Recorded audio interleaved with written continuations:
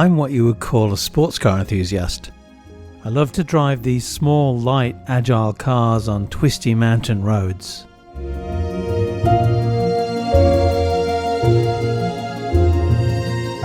I've filmed many great sports cars over the years, and what better than to own two of the most iconic designs that have ever been built.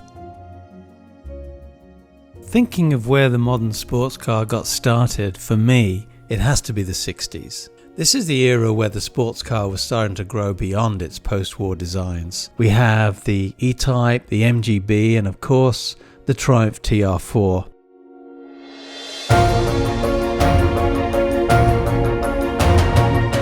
When I was growing up, the TR4 even then was an old car, but I was always drawn to the design.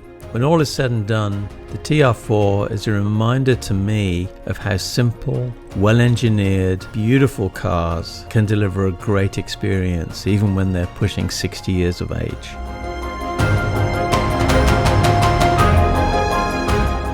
And you just can't beat that classic Italian design by Giovanni Michelotti.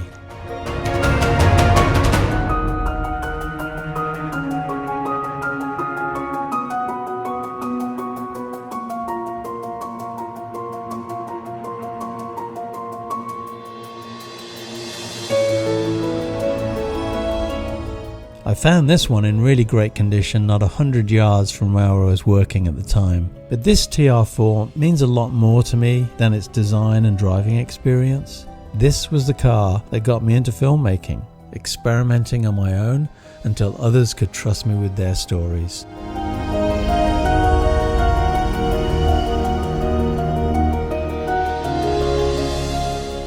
The TR4 inherited a lot of really great things from the TR3, notably its double wishbone front suspension, disc brakes, and that wonderful motor. Although it is in fact a very far cry from the original Ferguson tractor engine, it retains its long stroke and bulletproof engineering.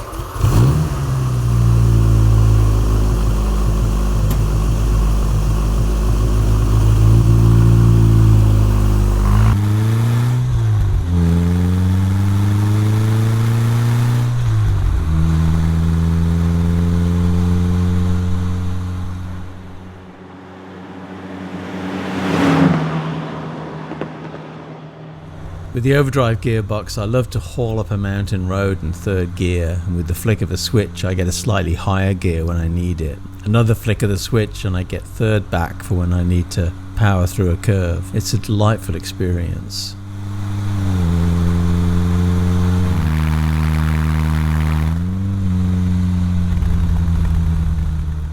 To me, the TR4 is a brilliantly inspired and executed design. But it was also intended to carry on a very special sports car tradition, the notion of driving a street car to the track, spending the least possible time faffing around and going racing. And indeed, TR4 enjoyed a lot of success as a race and rally car during the 60s.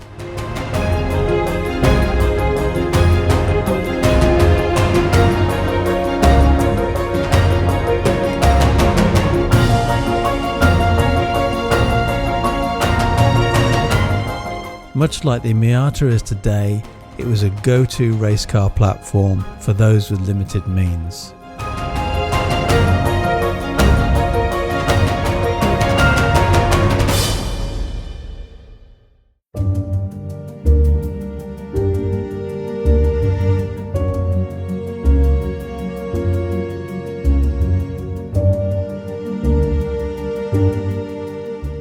So, we can draw a straight line from the TR4 to the Miata. The Miata came along when everyone thought the sports car was dead.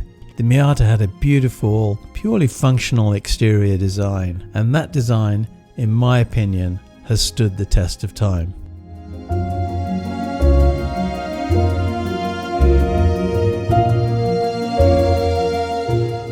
The Miata kept the appeal of the sports car alive and showed enthusiasts that you didn't have to spend a fortune or settle for an unreliable car that wouldn't last beyond a couple of years.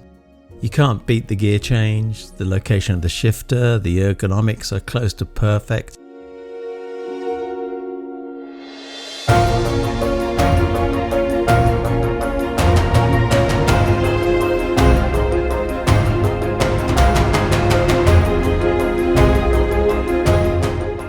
I found this one in an ad. This car was still in the care of its original owners, had about 30,000 miles on it, and they wanted to move it on to someone who would not only keep it stock but would drive it, and that's exactly what I do.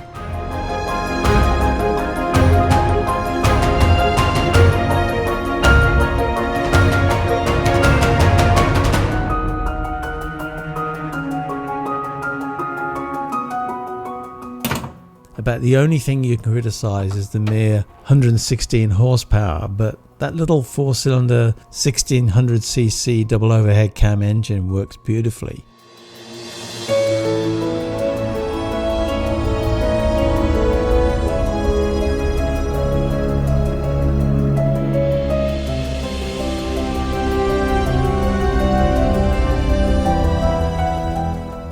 And in practice, it really doesn't get in the way if you're having a lot of fun with this car on narrow, winding country roads.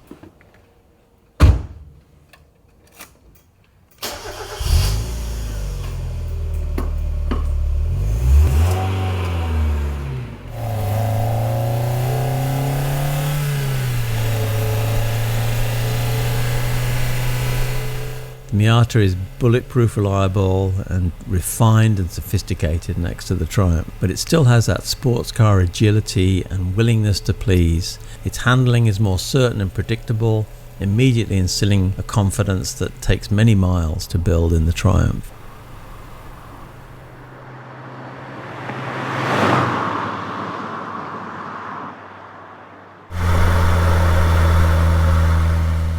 Modern engine management and fuel injection make accessing power in the Miata much more rewarding and reliable. So where you really have to work the lower rev ranges on the TR4, the Miata sings from 4,000 RPM and higher.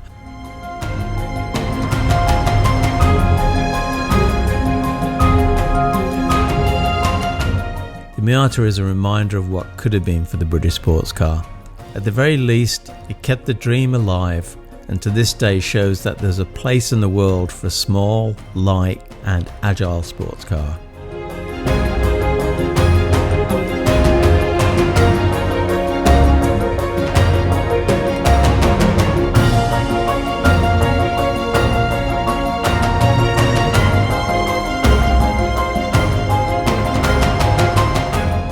To me, owning these two cars is like having the best of both worlds.